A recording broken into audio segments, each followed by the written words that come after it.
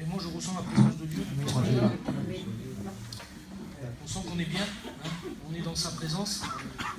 Et j'aime le dire quand c'est le cas, parce que c'est pas toujours le cas, malheureusement. Il y a des fois où, quand on est dans la réunion, il faut faire des efforts pour rentrer dans la présence de Dieu. Et puis, c'est pas facile.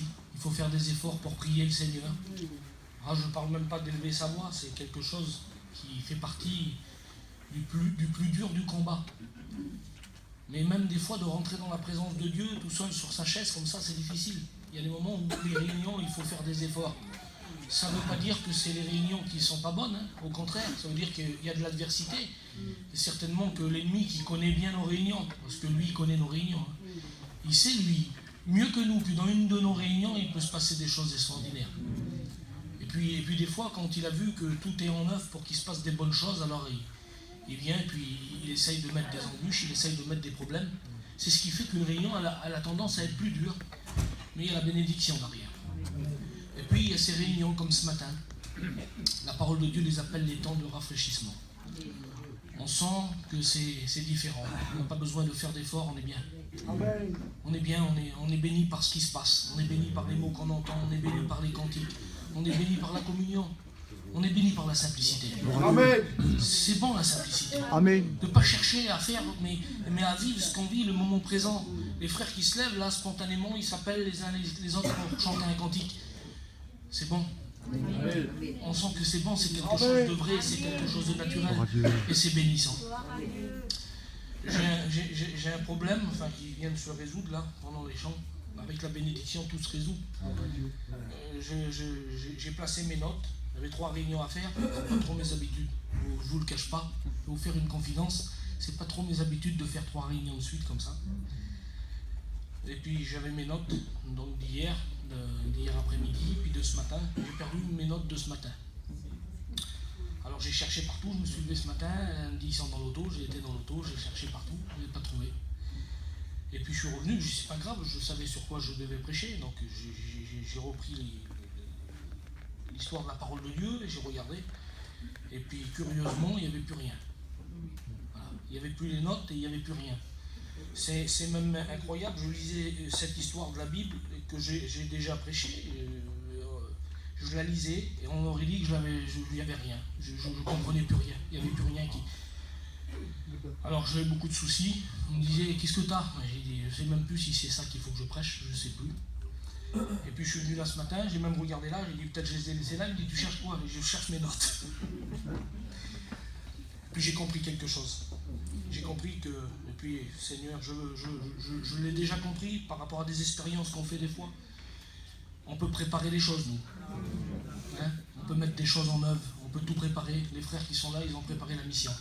Ils ont préparé 3 jours, moi je me suis mis à part pendant plusieurs jours là, et j'ai vraiment cherché le mot de Dieu.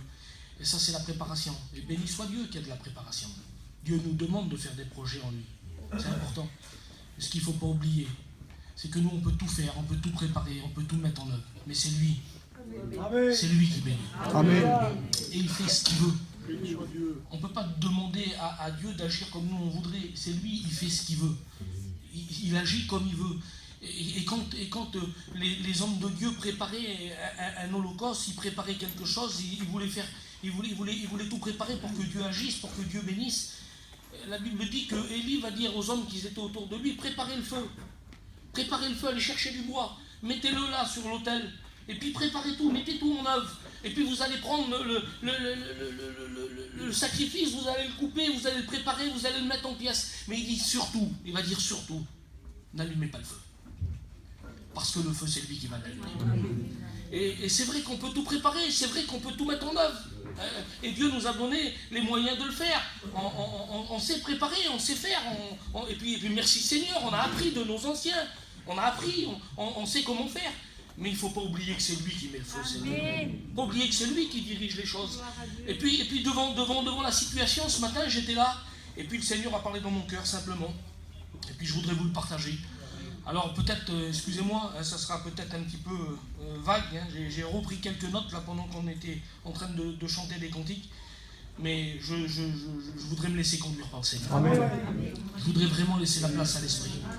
Je voudrais me laisser conduire. J'ai appris un jour, je voulais parler de la semence, je voulais parler du semeur. Et puis je me suis intéressé, j'ai été vers un homme qui semait sur un rond-point.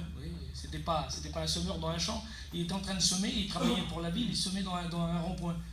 J'en ai pas trouvé d'autres, je me suis intéressé, j'ai été vers lui, j'ai dit, et il y a longtemps que vous faites ça? Il m'a dit non, je travaille pour la ville, je sème dans les endroits où il n'y a plus d'herbe.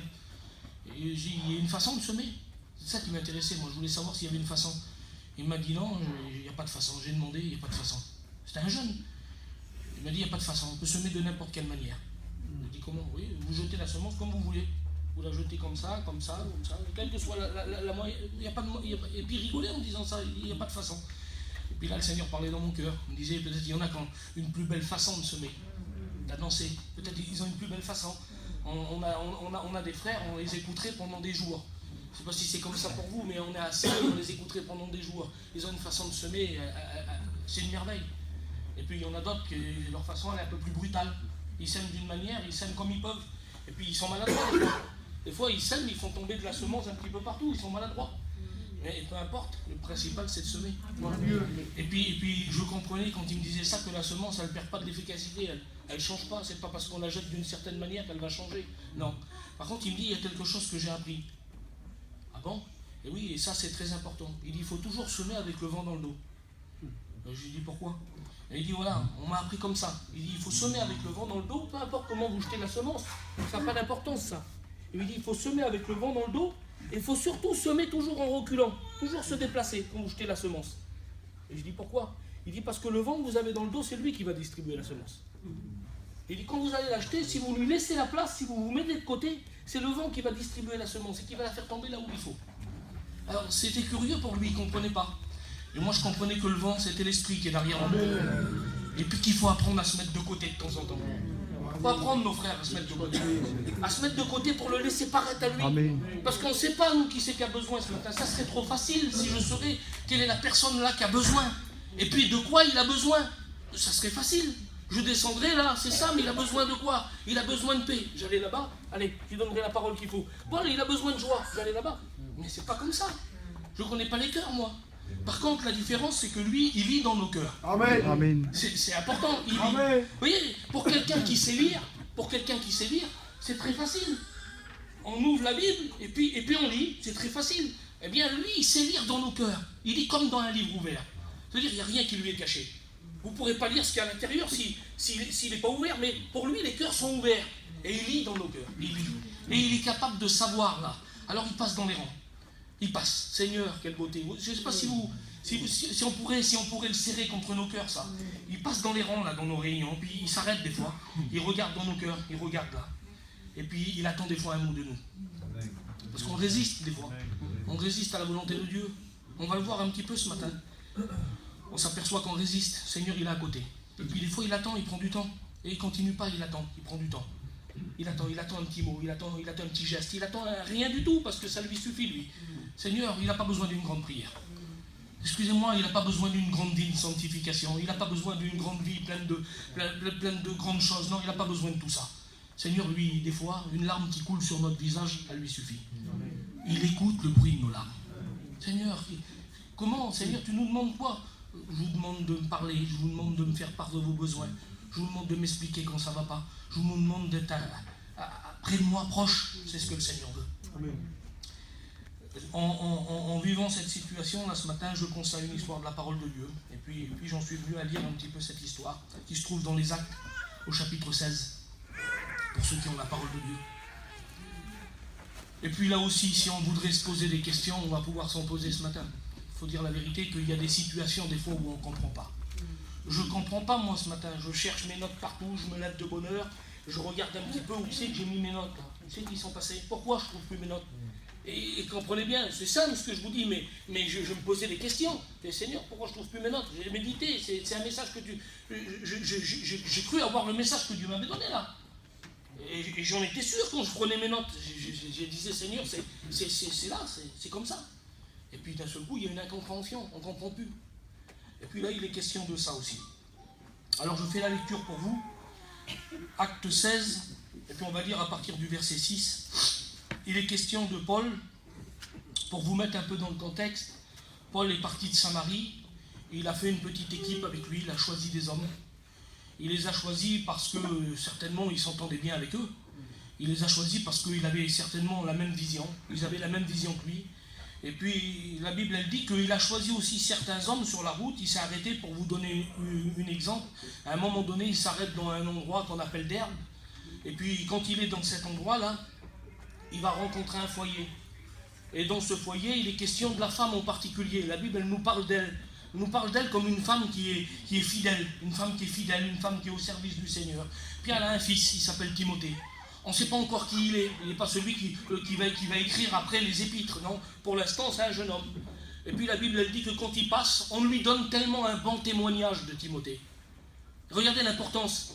Il est question de Paul quand même. C'est lui qui a écrit 13 épîtres dans la parole de Dieu. Et on lui donne tellement un bon témoignage de Timothée. La Bible dit qu'il le prend avec lui. Il le choisit dans son équipe. Et pourtant, il a prévu des choses. Il a prévu d'aller en Asie. Il a prévu d'annoncer la parole de Dieu là-bas. C'est un voyage missionnaire qui est certainement prévu depuis des temps. Il a fallu des offrandes. Il a fallu qu'il fasse des appels dans les églises. Il a fallu qu'il se rende dans les églises de Samarie, dans l'église de Jérusalem qui est la plus grande. Il a fallu qu'il en fasse part aux anciens, qui sont les apôtres de l'agneau. Il a fallu qu'il fasse toutes ces choses parce que c'est normal. C'est la règle. Dieu nous demande de faire ces choses, de faire part à nos frères, de faire part à nos anciens, de nos projets, des choses qu'on voudrait mettre en place. Dieu nous demande, c'est la règle. Il y a une règle dans la Bible. Et puis il y a une règle aussi dans l'Église. Amen. Je voudrais vous dire quelque chose, mes frères et sœurs. On ne fait pas ce qu'on veut dans l'Église. Amen. On ne fait pas comme on veut dans l'Église. On ne marche pas à nos pensées, on ne marche pas avec nos idées. On ne dit pas, ah ben j'ai ressenti ça dans mon cœur, alors je vais aller y dire à un tel, je vais aller y dire à un tel. Ça ne marche pas comme ça, l'Évangile. Ça ne marche pas comme ça. Il y a une règle, il y a la parole de Dieu. Et puis il faut que ce qu'on aille reçu, ça soit en accord avec la parole de Dieu. Parce qu'on peut se tromper des fois. Ah, ça arrive qu'on se trompe. Bon, comment on se trompe? Alors, ça veut dire quoi alors si on se trompe? Ça veut dire qu'on n'est pas de Dieu? Non, ça veut dire qu'on s'est trompé. Ça veut dire qu'on est des hommes. Ça veut dire qu'on fait des erreurs. Ça veut dire que vous n'avez pas fini de vous tromper. Et puis des fois, la Bible elle dit, on prend nos pensées pour les pensées de Dieu. C'est quand même important, on prend nos pensées pour les pensées de Dieu. Alors, ça fait quoi? Excusez-moi du mot, mais on est du diable alors. Parce qu'on se trompe, on dit des choses qui ne vont pas. Mais pas du tout. On prend nos pensées. On est touché par un sentiment, on est touché par une famille, on est touché par un foyer, et puis on est tellement touché que ça influe sur nos sentiments, ça influe sur nos idées, et puis on croit que ça vient de Dieu. Alors comment on fait dans ces cas-là? Comment on fait? Eh bien, on regarde la parole de Dieu, et la parole de Dieu nous donne une règle. C'est une règle qu'on doit suivre. Alors on va vers le pasteur, et puis on en fait part au pasteur. Voilà, j'ai reçu quelque chose, bon, voilà, ça et ça, le Seigneur il me dit ça. Et puis lui, il va vous dire, tu vois, c'est un peu compliqué, parce que la Bible, elle nous dit ça et ça. Ça ne correspond pas. Alors, place-toi devant le Seigneur. Et il va le faire en Dieu, lui. Hein. Il ne va pas te dire non, dis rien du tout, tais-toi, assieds-toi. C'est pas ça, un berger. Il va dire non, toi, regarde, ça ne correspond pas à la parole. C'est pas moi qui ai raison, c'est pas toi qui as raison, c'est la parole qui a raison. Amen. Et ça c'est important, Seigneur. Il faut toujours que vous sachiez une chose, c'est toujours la parole de Dieu qui a raison. Amen. Il n'y a pas de discussion devant la parole. Et je sais que ça fait ça dans vos cœurs aussi à vous. Vous le ressentez de la même manière. Quand quelqu'un vient vous dire quelque chose, et puis pourtant vous avez vos idées, vous n'êtes pas d'accord, ça fait des temps que ça dure, et puis vous n'êtes pas d'accord, et puis d'un seul coup, il y a un frère qui passe là, il ne sait rien du tout, ça peut être moi ce matin, il ne sait rien du tout, et puis il lit un texte de la parole de Dieu, puis il donne une explication, puis d'un seul coup tu dis, c'est pas possible, oui, la Bible elle est en train de te répondre. Tu n'as plus envie de contredire. Moi ça fait ce sentiment-là dans mon cœur. J'ai plus envie de discuter. J'ai plus envie de contredire. Vous savez ce que j'ai envie? Excusez-moi, j'ai pas d'autres mots. J'ai envie de fermer ma bouche. J'ai envie de plus rien dire. J'ai honte, je regarde les frères, j'ai pensé mal. Oui, j'ai honte, j'ai mal pensé. Je me suis fait des faux raisonnements, comme elle dit la Bible. Je croyais que j'avais raison. Ils étaient faux, mes raisonnements. Amen. J'étais trompé par ça. Mais la Bible, elle a raison. Amen. La Bible, elle n'est pas fausse. La Bible, elle est vraie. Et la Bible, c'est la règle. C'est la règle, c'est la doctrine. Il dit celui qui n'est pas attaché à la sainte doctrine. Et il dit, il a la maladie des questions oiseuses. C'est ce qu'elle dit la Bible. Il a la maladie, c'est une maladie.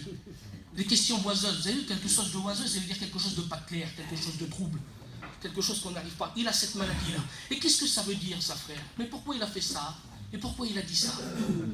On en a plein comme ça. Ils ont cette maladie. Ils ont la maladie des questions oiseuses. Il dit des disputes de mots, des conversations vaines. Seigneur, combien de fois on est dans des conversations vaines? On est dans des conversations vaines. Pendant des temps, on a écouté des conversations vaines. Et comment ça va se faire? Et quand est-ce que ça va arriver? On n'a rien inventé. Les disciples, ils étaient avec le Seigneur. Ils vivaient avec lui, et toute la journée, ils étaient en train de lui poser des questions. Mais Seigneur, alors quand est-ce que ça va se faire ton retour? Et puis ça arrivera quand? Et puis ça se fera comment? Mais lui, alors il partira avant nous, il restera avec toi, lui, et nous, on va partir avant. Ils étaient toujours comme ça, c'était les disciples. Ils étaient toujours en train de poser des questions. Et à un moment donné, le Seigneur, il est avec eux, il leur rapportant expliquer plein de choses, mais ils ne comprennent rien. C'est particulier. Et imaginez-vous, moi je vous dis ça comme ça, hein, je vous le dis avec mes mots. Sur ce point-là, on vaut beaucoup plus qu'eux. Et moi, je n'ai pas vécu avec Jésus, moi, je ne l'ai pas vu en chair. Hein. Je vis avec lui tous les jours en esprit, il est avec moi, je ressens sa présence. Mais lui, eux, c'était différent. Jean, il dormait, il mettait sa tête sur sa poitrine pour dormir. Ils vivaient avec lui, ils l'ont vu ressusciter Lazare. Ils l'ont vu purifier des lépreux. Ils l'ont vu dire à un paralytique de 38 ans, lève-toi, prends ton lit, va dans ta maison. Ils ont été témoins de ces choses-là, eux. Et ils ne comprenaient rien. Et puis des fois, nous, on voudrait que nos frères, on voudrait que les autres, ils comprennent tout. Et puis on voudrait nous tout comprendre, on voudrait tout comprendre, nous. Seigneur, que Dieu nous aide à être patient. Et à considérer qu'on est petit. On est tout petit, Seigneur, on est tout petit. Et sans la grâce de Dieu, comment vous faites pour marcher, vous? Comment vous faites pour comprendre? Comment vous faites pour accepter? Sans la grâce de Dieu, vous ne pouvez pas. On ne peut rien faire sans la grâce de Dieu. Les hommes se sont trempés. Les hommes se sont trempés. Seigneur, les hommes se sont trompés. Ils ont cru qu'ils pouvaient faire sans la grâce de Dieu. Seigneur, il n'y a rien nous est permis sans la grâce. Amen. Et si on ne vit pas la grâce, aujourd'hui, on est des hommes et des femmes morts. On est morts parce qu'on est condamnés par nos offenses. Tout nous condamne. On se trouve condamné par nos offenses. On n'a plus de... On ne peut plus se tourner vers personne, il n'y a plus rien. Mais la grâce, elle vient là. Et la grâce, elle communique dans nos cœurs, elle témoigne dans nos cœurs. T'es un enfant de Dieu. Gloire à Dieu. Seigneur, j'ai fait mal, c'est pas possible, j'ai mal marché. Ma robe, elle est sale. Excusez-moi du mot, ma robe, elle est sale. Je vous ai parlé de ça hier après-midi. Il y a des taches sur ma robe. On s'est peut-être vu comme ça hier. Combien de fois je me suis vu sale, moi? Je me suis vu sale parce que j'avais mal parlé. Je me suis vu sale parce que j'avais mal discuté. J'avais contredit. J'avais mal agi. Je me suis vu, il y avait des taches, ça ne correspondait pas. Seigneur, c'est pas possible. Le Seigneur dit, viens. Mais c'est comme le Seigneur. Viens, tout le monde te condamne, mais moi je ne te condamne pas. Viens. Vous ne changerez pas la parole de Dieu, c'est la parole de Dieu, ça. Il dit, viens. Et puis c'est lui. Il remet blanc ce qui a été sali. Ah oui, on en a besoin. Amen, amen. On a besoin de ça. Il rendit tellement un bon témoignage de Timothée. Ah, c'était un garçon qui était vaillant, simplement. C'était un garçon qui avait des capacités dans le spirituel. Et puis, Paul le prend avec lui. Puis ce voyage qui est prévu, là, ce voyage à qui il a fait part, ce voyage qu'il a mis en place, il a tout prévu. La Bible dit que quand ils arrivent en Asie, et puis ils arrivent là-bas, ils arrivent dans le premier coin de l'Asie. L'Asie, c'est assez grand à l'époque déjà. Il y a l'Asie mineure, il y a l'Asie du Nord, il y a l'Asie du Sud. Et je vous le dis parce que c'est important, vous allez voir pourquoi. Et quand ils arrivent au premier endroit, voilà ce qu'il est dit au verset 6. Il dit, ayant été empêchés par le Saint-Esprit d'annoncer la parole dans l'Asie, ils traversèrent la Phrygie et le pays de la Galatie. Et puis, ils arrivent, il dit, ils se disposaient à entrer en Bithynie, mais l'Esprit de Jésus ne leur permit pas. Alors, quand j'ai voulu savoir tous ces noms-là qui sont difficiles à lire, on comprend que c'est des pays qui sont différents. Mais en réalité, c'est des coins de l'Asie. Ça veut dire que quand ils sont arrivés au premier endroit, il dit, ayant été empêchés par le Saint-Esprit d'y annoncer la parole. Ils ont été empêchés. Alors, au départ, ils ne se sont pas trop posé de questions, on comprend, parce qu'il n'y a pas trop de détails, mais on en déduit par rapport au reste de la parole. Au départ, ils ne se sont pas trop posé de questions, ils se sont dit, c'est pas grave, on est arrivé dans un coin de l'Asie, mais il n'y a pas de porte qui s'ouvre là. On sent que ça ne va pas, ça bute, on ne peut pas annoncer l'évangile, mais on va changer de côté. C'était un coin de l'Asie. Et les pays qui nous sont cités après, c'est l'inverse, c'est le nord si vous voulez. Alors ils sont partis dans le nord. Ils ont voyagé, ça générait des frais, ça générait de la fatigue, c'était pas rien. Ils sont partis dans le nord. Et puis quand ils sont arrivés dans le nord, ils ont voulu essayer, mais ça marchait pas non plus. Ils étaient empêchés. Alors, je sais pas, mais je me suis mis à leur place. Je me suis dit, Seigneur, on arrive dans un endroit, on a tout préparé. Et des frères nous ont fait des offrandes. Et les églises nous ont encouragés. On a fait notre petite équipe. On a quitté nos familles. On a quitté notre pays là-bas, on a quitté notre travail, et puis on s'est mis à part. Et puis où on a passé, c'était un sujet de bénédiction. Au chapitre 16, au départ, on voit que c'est un sujet de bénédiction partout où il passe. Les églises grossissent. Et puis là, quand on arrive à l'endroit qu'on a choisi, c'était quelque chose qu'on avait résolu dans nos cœurs. quand on arrive à cet endroit-là, on est empêché. Or, au départ, j'aurais été à leur place à eux, parce que je ne peux pas le confirmer là, la parole de Dieu ne me donne pas ces détails, mais j'aurais été à leur place à eux, j'aurais dit l'ennemi il est en train de nous empêcher là. Moi j'aurais mis ça sous le compte de l'ennemi. J'aurais dit c'est l'ennemi, avec tout ce qu'on a fait, avec tout ce qu'on a vu. Aujourd'hui on n'y arrive pas. J'aurais dit c'est l'ennemi qui nous empêche là, alors on va persister. Et peut-être ils ont réagi comme ça, je suppose, je ne peux pas faire autrement, je ne peux pas affirmer, la Bible ne donne pas de détails. Mais ils ont changé d'endroit. Alors on peut supposer qu'ils ont cherché à comprendre, parce qu'ils ont changé d'endroit. Puis quand c'est arrivé dans un autre endroit, mais de nouveau ils ont essayé. Puis là il dit que l'Esprit de Jésus. Alors on sait que le Saint-Esprit, l'Esprit de Jésus, l'Esprit de Dieu, on sait que par rapport à la doctrine qu'on a appris, on sait que c'est la même chose. Mais là dans le texte il fait la différence. Il dit comme s'il y avait quelque chose de plus fort. Pour leur confirmer que ça ne venait pas de l'ennemi ce qui est en train de se passer. Parce qu'on a besoin des fois dans nos cœurs. Il y a des incompréhensions. Il y a des incompréhensions. En cherchant tout à l'heure, moi, j'étais pas en colère, mais c'est pas possible ça. Tu sais, j'ai mis les notes. Alors jamais ça va. Vous comprenez ? Il y a ce petit sentiment à l'arrière, c'est une attaque. Je suis attaqué. Je suis en train de me rendre compte là que je ne suis pas attaqué du tout. C'est que c'était pas le message, c'était celui qu'on est en train de parler là que le Seigneur voulait faire passer. Je suis en train de me rendre compte de ça. Et pour s'en rendre compte, eh ben, il faut rentrer dans la présence de Dieu. Parce qu'on ne se rend compte de rien, on ne comprend pas pourquoi ils sont empêchés. Quand on s'arrête sur les premiers versets, jusqu'au verset 9, on lit chapitre 6, verset 6, verset 7, verset 8, on ne comprend pas ce qui est en train de se passer. Et eux aussi, ils ne comprennent pas ce qu'ils sont en train de vivre.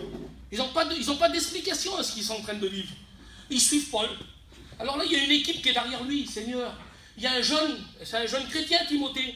Un jeune chrétien, il vient de connaître l'équipe, lui. Il vient d'arriver. Et il est là, on n'écoute pas parler, on n'écoute pas un mot. Paul leur avait fait des recommandations.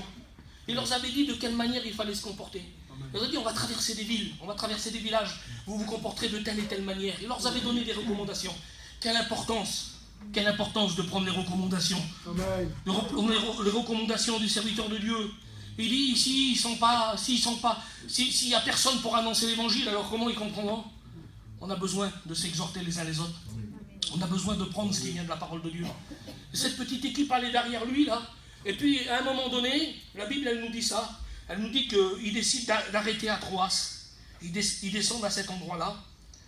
Et puis là, ils sont fatigués. Ça fait un moment qu'ils cherchent. Ils ont tapé dans du roc, il ne s'est rien passé. Ils ont tapé dans du roc, il ne s'est rien passé. L'homme d'expérience au milieu d'eux, c'est Paul. Et Paul, il est là, il semblerait que tout le monde s'endort. La nuit tombe, c'est les premières heures de la nuit, là. Et puis Paul est là. Alors on ne sait pas, parce que ça peut être dans les deux cas. On ne sait pas si Paul est éveillé ou si lui aussi il dort. On ne sait pas, parce qu'il est question d'une vision, là. Il est question d'une vision. Et puis une vision, ça peut se passer aussi très bien. On peut recevoir une vision, la Bible nous enseigne comme ça. On peut recevoir une vision en étant éveillé. On peut recevoir une vision. Mais on peut recevoir une vision aussi en étant endormi, qui n'a rien à voir avec un songe. Oui, le songe et la vision, c'est deux choses différentes. Selon la parole de Dieu, c'est vraiment deux choses qui sont vraiment différentes. Parce qu'un songe, dans 99% des cas, on a besoin qu'on nous l'explique. Alors qu'une vision, c'est clair. Bien sûr. Une vision, il n'y a pas besoin d'explication. On la reçoit, c'est personnel. On reçoit une vision personnelle et c'est quelque chose de clair. Et puis dans la nuit, c'est ce qui va se passer. C'est que Paul va recevoir une vision. La Bible dit qu'à un moment donné, il est là. Alors, je vous dis, je ne sais pas s'il est éveillé ou si c'est dans son sommeil, mais je pense qu'il est éveillé. Et il reçoit cette vision, et la vision, il voit un homme à genoux. Il voit un homme en train de faire une prière à Dieu. Une prière qui va lui être adressée à lui indirectement. Parce qu'on va comprendre que dans son cœur, il y a quelque chose qui va se faire, quelque chose qui va se créer. Et quelque chose que vous ne pourrez pas expliquer. Et quelque chose, je ne vais pas essayer de vous l'expliquer non plus, parce que ça vient du divin. C'est ce que le Seigneur fait dans un cœur, et qui fait qu'on est capable de tout laisser. Qu'on est capable de tout laisser. Parce que je voudrais vous dire qu'aujourd'hui, là, des hommes qui vivent autour de nous, il y en a qui laissent leur famille pendant des semaines. J'ai mon beau-frère, et il y en a beaucoup qui le connaissent, il s'appelle Ruben, c'est un chrétien. Là, il le connaît très bien, c'est pas un serviteur de Dieu. C'est un chrétien. Dans cette année-là, il a été 5 fois dans les pays de l'Est. À chaque fois 15 jours. Et puis, dans cet été, il est parti 2 mois et demi avec son camping. Il est parti là-bas avec ses enfants, sa femme et ses enfants. Il est parti dans les pays de l'Est. Quand il part là-bas, je vous le dis comme ça, il part à ses frais. Il n'est pas missionnaire, lui. Il accompagne des missionnaires. Je ne le dirai pas s'il est là. Et lui, il n'y a pas d'offrande pour lui. Il ne fait pas d'offrande, lui. Il fait, c'est nous, la famille, les amis les plus proches, on sait qui part, alors on fait un petit peu quelque chose. On l'aide, mais c'est minime par rapport à ce qu'il faut. Il est resté 2 mois et demi avec son foyer là-bas. Je ne dis pas qu'est-ce que ça a coûté. Il a fait à peu près entre 10 et 12 000 km avec un camping et un camion. Il faut mettre du gasoil, là-bas ça vaut 1,70 € le litre. Imaginez, je disais encore à ma femme, là, il y a une journée ou deux, je disais, mais même pas, c'était hier à midi, je disais, il faut vraiment qu'il l'aille reçu de Dieu. J'ai été moi là-bas, j'ai été là-bas. Moi j'ai été là-bas, les frères m'ont pris, vous savez qui j'étais là-bas? C'est pas la peine. Les frères, ils savent, comment c'est quand on va là-bas. Les frères, ils nous, tu prêches l'après-midi, tu prêches matin, tu prêches ce soir, tu vas là-bas. Tu te régales, toi, la première place c'est pour toi, tout. Mais lui, c'est pas un prédicateur. Il ne prêche pas l'après-midi, il ne prêche pas le soir, il accompagne. Il accompagne. Qu'est-ce qui se passe dans son cœur? C'est de comprendre, Seigneur. Je le dis en vérité, et je le dis parce que c'est une bénédiction pour moi. C'est mon cousin Germain, on a grandi ensemble, et puis c'est aussi mon beau-frère. Je vous le dis franchement, Seigneur, il ne roule pas sur l'or. Hein. Mais quand il faut laisser sa femme et ses enfants, leur donner le minimum, pour lui partir là-bas, il est parti 15 jours là encore. Il prend l'avion, il est parti 15 jours là-bas, avec la période qu'on vit, là-bas c'est chaud. Hein. Et il est là-bas. Il est là-bas, et puis quand il nous téléphone, qu'est-ce qu'il y a eu? On a eu un bon contact. Ah bon, il s'est passé quelque chose de bon. Qu'est-ce qu'il y a eu? On a bu un café chez des gens, ils nous ont reçus. Vous imaginez un peu, vous? Alors, on n'a pas pu rester en Croatie parce que mais on a eu un bon contact. On est content. On pourra retourner cet été. Ils ont bu un café. Ils sont contents. Ils ont été en Croatie pour boire un café avec un homme, avec un foyer. Vous imaginez un petit peu? Allez, ne demandez pas de vous expliquer qu'est-ce qui se passe dans le cœur. Je ne saurais pas vous l'expliquer. Je ne saurais pas vous expliquer ça. Mais quand c'est dans le cœur, Seigneur, quand Dieu nous met à cœur, de faire un petit quelque chose, on n'a pas besoin que les autres le sachent, on n'a pas besoin que les autres le voient. C'est entre nous et Dieu. On sait qu'on plaît à Dieu en agissant comme ça. On sait qu'on lui plaît.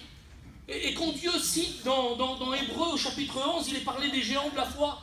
Il est parlé de ces hommes et ces femmes qui ont fait des choses extraordinaires. Et ben, ils n'ont pas tous ouvert la mer, ils n'ont pas tous fait descendre le feu. Hein. Ah non, ils n'ont pas tous fait ça. Il est question d'une femme en particulier, elle s'appelle Rahab. Vous connaissez son histoire, je ne veux pas rentrer dans les détails, beaucoup la connaissent. Seigneur, vous n'auriez pas misé sur elle, hein. C'est pas chez elle que vous auriez été, puis c'est pas elle que vous aurez invité chez vous dans votre maison. Hein. Excusez-moi, au respect que je dois à chacun, c'est pas comme ça, c'est une femme de mauvaise vie. C'était grave, hein. Nous, on aurait condamné. On condamne encore, on aurait condamné. On s'aurait mis à l'écart, mais elle, il dit, elle est citée parmi les géants de la foi, elle. Elle est citée avec Moïse, avec Enoch, avec Abraham, avec Élie. Elle est citée au milieu d'eux. Pourquoi elle est citée? Elle a fait quelque chose de terrible. Qu'est-ce qu'elle a fait? Non, elle a cru. Pas possible, par la foi. Elle a pris un petit morceau de fil rouge. C'est ridicule ça, Seigneur. C'est ridicule ça. Pourquoi c'est ridicule? Parce qu'elle vivait dans un pays où il y avait une muraille. Il y avait une muraille qui faisait plusieurs mètres de large. Plusieurs dizaines de mètres d'auteur. Sa maison, elle était sur la muraille, elle. Elle vivait sur la muraille. Vous voyez l'épaisseur de la muraille, c'était sa maison, elle était là. Puis tout allait être détruit. Elle le savait. Et imaginez-vous, qu'est-ce qu'il a dit le messager? Parce que c'était rien d'autre qu'un messager. Ne vous attendez pas à quelque chose d'autre ce matin. Il n'y a qu'un messager. Amen. Moi je suis qu'un messager. Je viens vous amener le message que je ne comprends même pas moi-même. Seigneur, il dit tu prendras un petit fil rouge. Il a dû fouiller dans sa poche. Quand on lit dans la parole de Dieu, on comprend que ça s'est passé comme ça. Il dit voilà, tu prendras ce petit fil rouge là, petit fil rouge de cramoisi. Un fil. C'était ridicule. Et puis tu le prendras à ta fenêtre. Ça voudrait dire que tu crois. Tu crois qu'on va t'épargner. Et tous ceux que tu feras rentrer dans ta maison, tous ceux que tu arriveras à faire rentrer chez toi, tu les auras sauvés. Oui. Seigneur, je ne sais pas, mais imaginez-vous un petit peu la conviction qu'il faut y avoir dans son cœur. Déjà pour le faire pour soi-même, mais pour aller trouver sa famille, dans sa position à elle, encore plus. Dans sa position à elle. C'était pas quelqu'un qu'on écoutait. C'était pas quelqu'un qu'on prenait des conseils. C'était pas quelqu'un comme ça. Ah non. Mais malheureusement, c'est pas toujours de là où on voudrait avoir les conseils. Ah oui, c'est pas toujours de là où on voudrait avoir la bonne direction. Dieu se sert, lui, de ces situations-là. Allez-y, trouvez à redire. Moi, je ne trouve pas à redire, c'est la parole de Dieu. Mais il fallait quand même que dans son cœur, il se passe quelque chose par la foi. Et c'est ce qui se passe dans le cœur à ce moment-là que je ne peux pas vous expliquer. Mais on a tous vécu ces moments-là. Pour aller trouver sa famille et dire, voilà, vous allez me suivre, je vais mettre un petit filet rouge à travers ma fenêtre et on ne risquera rien, nous, tout va être détruit, mais nous, on sera sauvés. Vous imaginez un petit peu la conviction qu'il faut avoir dans son cœur? Mais quand elle le disait, elle dégageait quelque chose de puissant. Amen. Quand elle le disait, elle dégageait quelque chose de puissant. C'était quelque chose qu'elle avait reçu dans son cœur. Et la Bible dit que quand l'armée est arrivée, elle a sauvé toute sa famille. C'est pour ça qu'elle est citée dans les géants de la foi. Elle n'a pas fait des choses extraordinaires. Mais elle est citée là. Pourquoi? Parce qu'elle a cru. Amen. Elle a cru qu'il pouvait se passer quelque chose. Elle y a cru. Alors Seigneur, je voudrais revenir quand même. Je voudrais revenir au message. Dans cette nuit-là, il se passe quelque chose de particulier. C'est pas comme les autres nuits. Paul a une vision. Il voit un homme à genoux. Un homme qui prie Dieu et qui dit à Dieu, passe en Macédoine et secours-nous. C'était pas grand-chose comme vision.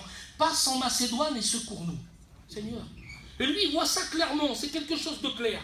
Et quand Dieu nous montre quelque chose de clair, quelque chose dont on ne peut pas discuter, on peut le discuter quand même, mais au plus profond de nous-mêmes, on sait très bien qu'on n'est pas trempé. Et c'est ce que je vous disais tout à l'heure, c'est la différence entre la vision et entre le songe, entre le rêve. Le rêve qui est flou, le rêve qu'on a besoin, on va s'attacher, il va falloir qu'on aille des repères par rapport à la parole, il va falloir qu'on se tourne vers quelqu'un qui a les lumières. Mais la vision, c'est pas ça, c'est pas ce qu'il reçoit Paul. Je voudrais vous parler d'une vision. Dans les années 88, à peu près 89, j'ai mon père qui était invité à un mariage. Un mariage sédentaire. C'était des chrétiens qui se mariaient. Et puis lui et 2 autres pasteurs étaient invités là. Quand ils sont arrivés là, ils ont participé au mariage, c'était un mariage chrétien. Et puis à un moment donné, ils étaient là, dans la réception, ils mangeaient un gâteau. Il y a un homme qui s'est approché d'eux, un sédentaire, il a dit, alors vous êtes gitan? Et il dit, oui, on est gitan. Eh bien écoutez, il dit, je suis parti en vacances en Irlande et j'ai vu beaucoup de gitans là-bas. Vous avez beaucoup de gitans en Irlande? Oui, alors l'Irlande c'est une île. Enfin, personne n'avait jamais été, la mission ne connaissait pas là-bas, connaissait l'Angleterre, mais ça s'arrêtait là. Il fallait reprendre le bateau pour aller sur une île en Irlande, personne n'était au courant de rien. On ne s'imaginait pas qu'il y a des Irlandais gitans, jamais de la vie. Lui, il a dit, il y en a partout. Vous roulez sur le bord de la route, ils ont leurs caravanes qui sont comme ça. Vous en voyez partout, là-bas, partout. Puis c'est des gens qui sont rejetés. Des gens qui sont cachés, ils se mettent derrière les buissons. Alors, on retrouvait encore derrière le long des routes. Incroyable. Puis il leur a dit simplement ça, et puis il est parti. Mais eux, quand ils sont partis chacun de leur côté, après le mariage, ça a commencé à bouger dans leur cœur. Ils ne comprenaient pas pourquoi, ils dormaient la nuit, ils se réveillaient, ils pensaient à ce qu'ils leur avaient dit. Il y a des gitans là-bas. Puis ils étaient travaillés. Puis quand ils se sont vus, ça faisait à peine quelques mois, il y en a un qui a dit, tu te rappelles de ce qu'il nous a dit, cet homme là-bas? Oui. Ben depuis, je fais que d'y penser, ben moi aussi. Et l'autre, il a dit, mais c'est pas possible ce que vous me dites là. Puis il ne se passe pas un jour que j'y pense pas. Alors ils ont fait comme Paul. Ils ont fait comme Paul. Qu'est-ce qu'ils ont eu? Ils ont dit, eh ben, on va tout mettre en œuvre et puis on va aller voir là-bas qu'est-ce qui se passe. Alors tout de suite, là, il y a eu des encouragements. Il y a un frère qui est venu, il a dit, moi je vous donne mon camion. Il a donné son camion. Il a dit, c'était quand même curieux, imaginez-vous, mais quand Dieu veut quelque chose, quand Dieu met quelque chose en place, vous n'arrêterez pas Dieu. Amen. Seigneur, vous n'arrêterez pas Dieu, on se fait du souci des fois. Et puis dans certaines de nos églises en France, on se fait du souci parce qu'il y a eu du dégât de fait, parce qu'il y a des frères et sœurs qui sont partis, parce qu'il y a des chaises qui sont vides, on se fait du souci. Et on a raison de se faire du souci. Seigneur, ayant confiance en Dieu, c'est lui qui tient son œuvre. On n'arrêtera pas Dieu. L'œuvre de Dieu, elle ne dépend pas de nous, Seigneur, elle ne dépend pas d'un homme. Elle ne dépend pas de moi, Seigneur, elle ne dépend pas de Ray, elle ne dépend pas de Mario, elle ne dépend pas de Paul, elle ne dépend pas des anciens qui ont fondé ici. Je les respecte aujourd'hui, on leur doit tout, ils ont fondé nos églises en France. Que Dieu les bénisse. Mais l'œuvre, elle ne dépend pas d'eux. Elle ne dépend pas de Jimmy, l'œuvre de Dieu. Ça ne dépend pas d'eux, ça dépend de Dieu. Amen. C'est lui qui prend soin de son œuvre. Et puis tout s'est mis en place. Ils se sont retrouvés avec des offrandes, ils se sont retrouvés avec un petit camion, ils l'ont aménagé. Puis je me souviens, et c'est vieux, alors j'étais tout jeune, moi j'avais une quinzaine d'années à peu près. Et puis je le voyais faire, on était 2-3 copains, c'était nos pères qui partaient là. On ne comprenait même pas ce qu'ils faisaient. Pour nous, ça ne voulait rien dire. On était des jeunes, on avait 15 ans. Ça ne voulait rien dire. Et puis ils sont partis comme ça, ils ont traversé la France, ils ont été dans le nord, ils ont pris le bateau, ils ont été en Angleterre, ils ont traversé l'Angleterre, ils ont repris le bateau, puis ils sont arrivés en Irlande. Mais ils sont arrivés là-bas, ils n'avaient pas un contact. Ils n'avaient pas une porte, ils n'avaient pas un nom, ils n'avaient rien du tout. Et puis ils se sont mis à chercher. Alors ils ont cherché partout. Il dit, mais il nous a dit que si on roulait le bord des routes, on allait en voir. Alors ils ont roulé le bord des routes, ils ne voyaient rien. Et ils étaient cachés derrière les... Alors ils cherchaient, ils ne voyaient rien. Puis à un moment donné, il y en a un qui a eu une pensée sur les trois, je ne sais pas lequel, il a dit on va chercher s'il y a une église protestante. Alors ils ont cherché, ils ont demandé, avec le peu qu'ils savaient, il y en avait un au milieu d'eux qui parlait quelques mots anglais, et puis on leur a indiqué une église dans un petit pays qui s'appelle Cork. Et quand ils sont arrivés là-bas, ils sont rentrés, c'était lors de la réunion. Ils se sont assis derrière, puis ils ont écouté là. C'était un grand pasteur, il faisait au moins 1m90, un homme d'une 60aine d'années. Il était là, et puis lui, la réunion s'est déroulée, ils n'ont rien compris. C'était tout en anglais, ils n'ont rien compris. Puis quand la réunion a fini, ils se sont approchés vers le pasteur, ils ont attendu qu'il finisse un petit peu la réunion, puis ils ont dit bonjour, alors là, quelques mots, il a expliqué, nous, gypsy, comprenez bien, c'était difficile. Et puis il les a regardés, lui, comme ça, il a dit, si vous commenciez à me parler français, ça serait plus simple, non? Il parlait français couramment. Il était là avec son foyer, il avait été déporté, lui. Puis il avait créé il avait ouvert une église ici. Et puis il leur a dit, alors qu'est-ce qui se passe? Ben voilà, il leur a expliqué la petite expérience que je viens de vous expliquer. Bon, ben il dit, vous venez chez moi à 2h, et puis il dit, j'ai quelque chose à vous dire. Alors eux, ils sont repartis, et puis ils ont attendu dans le camion jusqu'à 2h. C'était secret, qu'est-ce que c'est qu'il allait leur dire. Puis ils sont revenus. Et quand ils sont revenus, il les attendait chez lui, il leur a offert du thé, ils ont monté dans un véhicule, et il a dit, suivez-moi. Et puis ils l'ont suivi, et puis là, ils sont sortis de la ville. Ils sont sortis de la ville, il est parti en campagne, puis il a fait une dizaine de kilomètres en campagne. Puis il est arrivé le long des haies, derrière les buissons. Puis là, il y avait une petite maison en pierre, une petite maison. Puis ils sont descendus du véhicule, et puis lui, il a frappé à la porte, et c'est une femme qui a ouvert la porte. Et quand la femme a ouvert la porte, et qu'elle a vu les 3 hommes derrière, elle s'est mise à pleurer. Seigneur, pour vous dire ce que c'est qu'une vision, elle s'est mise à pleurer. Ils étaient embarrassés, ils étaient là, mais le pasteur n'était pas embarrassé. Il savait très bien ce qui était en train de se passer. Il est entré dans la maison, il les a fait asseoir. Il a dit maintenant, elle va vous expliquer pourquoi elle est dans cet état. Pourquoi elle est touchée aussi fort. Et moi, je vais vous traduire. Et puis, la femme a commencé à leur expliquer. Elle dit, voilà, ça fait 4 mois que je suis chrétienne. Je suis la première chrétienne baptisée en Irlande vers les voyageurs. C'est moi la première, il n'y en a pas dans toute l'Irlande. Les 4 coins d'Irlande, vous pouvez faire, vous ne verrez pas un chrétien. C'est moi la seule. Je me suis converti, elle dit, vers les sédentaires, dans l'église, là, par un témoignage qu'on m'a rendu. Et puis j'ai suivi le Seigneur pendant un temps et je me suis fait baptiser il y a 4 mois. Mais ça faisait 2 mois que j'étais chrétienne. Et j'étais attaqué dans mon cœur. L'ennemi me disait, est-ce que tu es dans la vérité? Est-ce que c'est vrai ce que tu vis? Comment ça se fait qu'il y a que toi? Comment ça se fait qu'il y a que toi? Et elle dit, le soir, je me suis couché, je me suis endormi. Et là, elle dit, dans mon sommeil, le Seigneur m'a montré une vision. Je ne savais pas ce que c'était, moi. Je ne savais pas ce que c'était une vision, il a fallu que le pasteur me le dise. Et là, je voyais 3 hommes devant ma porte. Je voyais 3 hommes devant ma porte qui étaient envoyés. Et Dieu me disait, eux te confirmeront que tu es dans la vérité. Et tu n'es pas la seule dans ton peuple à avoir trouvé Dieu.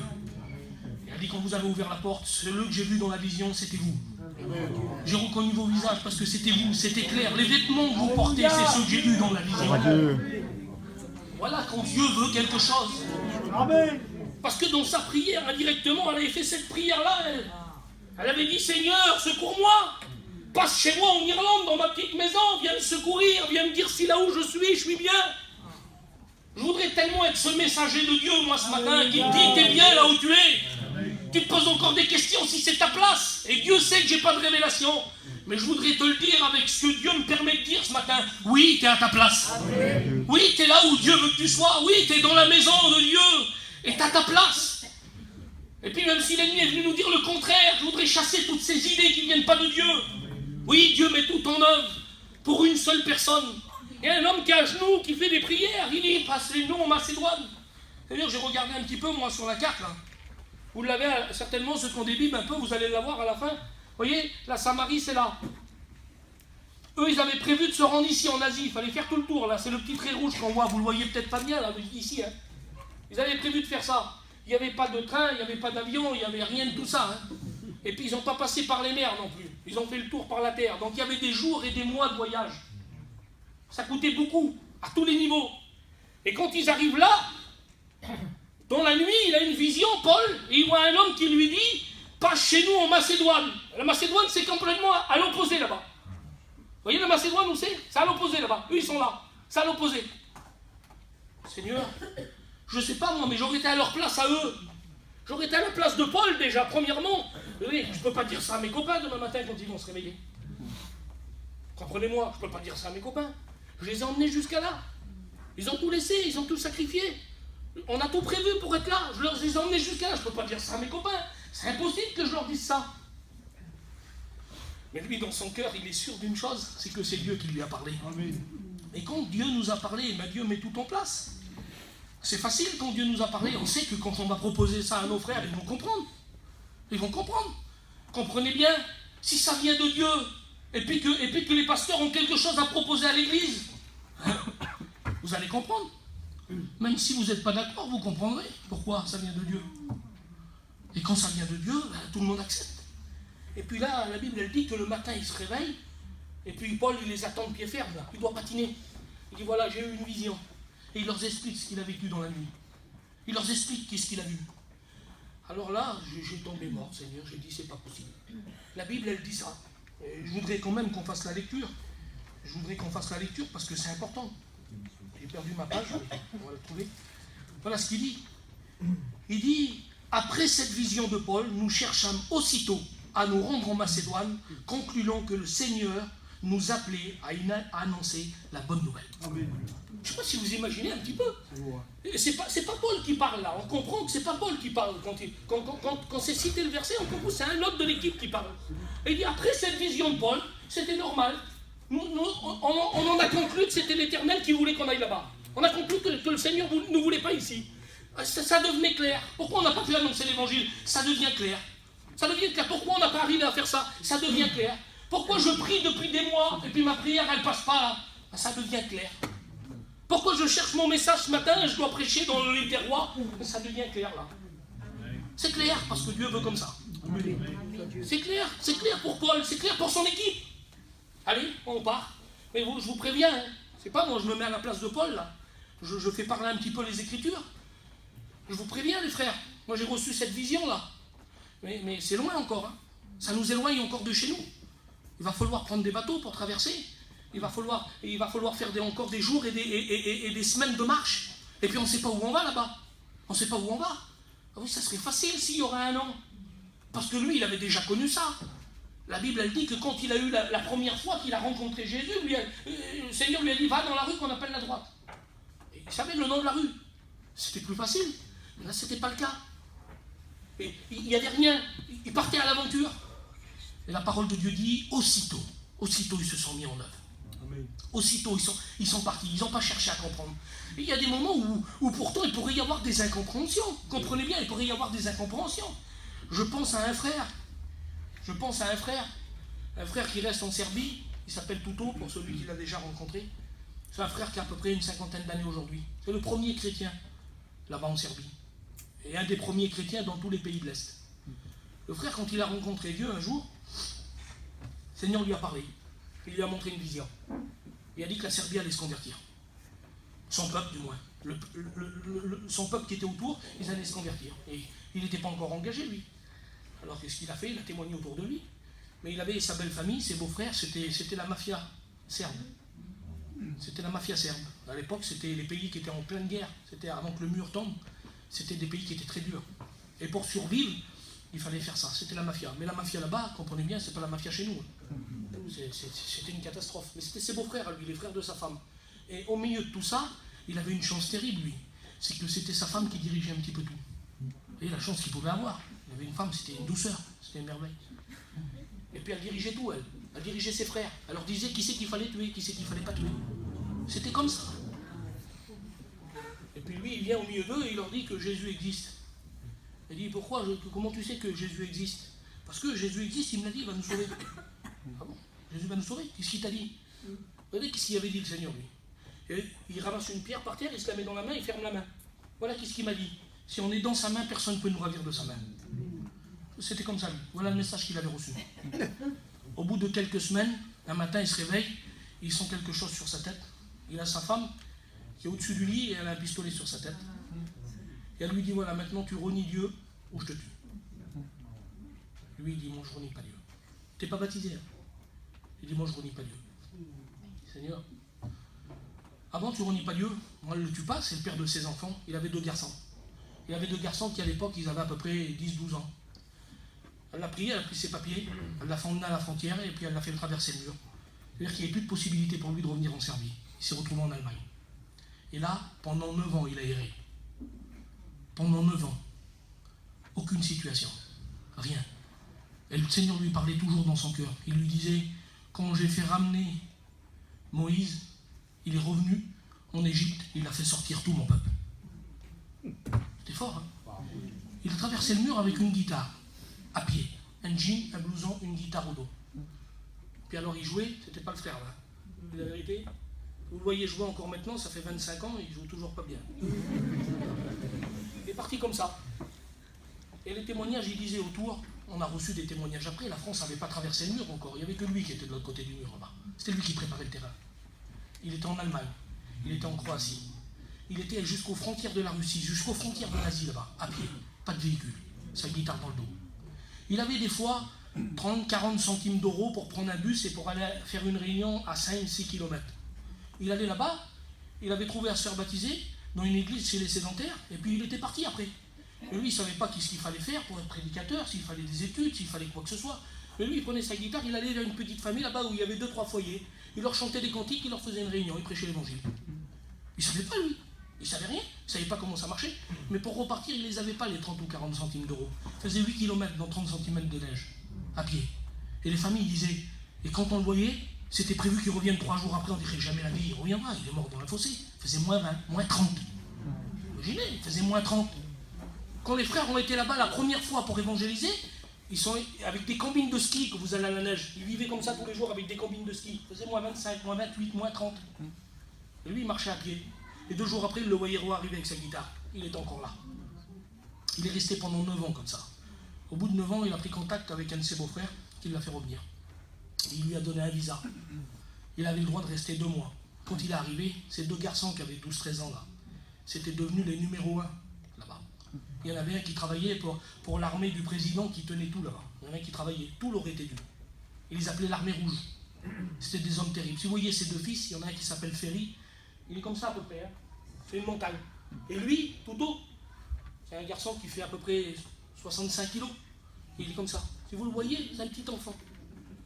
Et quand les garçons disent, il dit, je voyais mon père, il dit, j'avais honte de lui. C'est des hommes terribles, dans le sens du monde. Hein. Des hommes terribles, ils se battaient avec 10 hommes, ils faisaient des choses qui n'étaient pas belles. Il dit, je voyais mon père, j'avais honte. Je ne disais pas que c'était mon père. Les 2 mois qu'il avait à passer, là, je ne disais pas que c'était mon père. Mais quand j'arrivais, j'étais remonté. Pourquoi tu nous as laissés pour ton Dieu? Pourquoi tu nous as abandonnés pendant 9 ans? Regarde-nous qu'est-ce qu'on a fait, regarde qu'est-ce qu'on a construit. Il dit, je me remontais. Il dit, je voulais lui dire des choses, mais quand j'arrivais devant lui, il dit, pour lui parler, je le regardais dans les yeux, et là, il y avait une crainte qui s'emparait de moi. C'était impossible de dire quelque chose. Il y avait de la crainte qui s'emparait de moi. Il y avait une pureté, il y avait une sainteté que je ne trouvais pas nulle part, que je ne connaissais pas. Et là, je ne pouvais rien lui dire. Et il dit, des fois, je rentrais chez moi, il était un peu tard, je passais, on l'avait mis dans un petit camping. Et il dit, quand je passais, je regardais par le carreau, il était des fois à 1h, 2h, 3h du matin. Et je passais, je regardais, je voyais mon père à genoux, en train de prier Dieu. Et il dit, j'étais touché dans mon cœur. Ah, et je ne comprenais pas.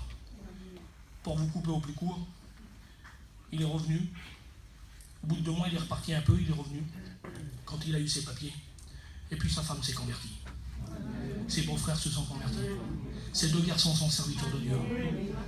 Il y a 3 ou 4 églises en Serbie, seulement dans le pays où il est autour. Ah, c'est pas rien.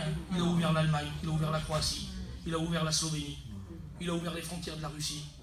C'est pas rien quand même, c'est pas possible. Un petit homme comme ça, de 65 kilos, il a fait tout ça, oui. Il avait eu une direction de Dieu.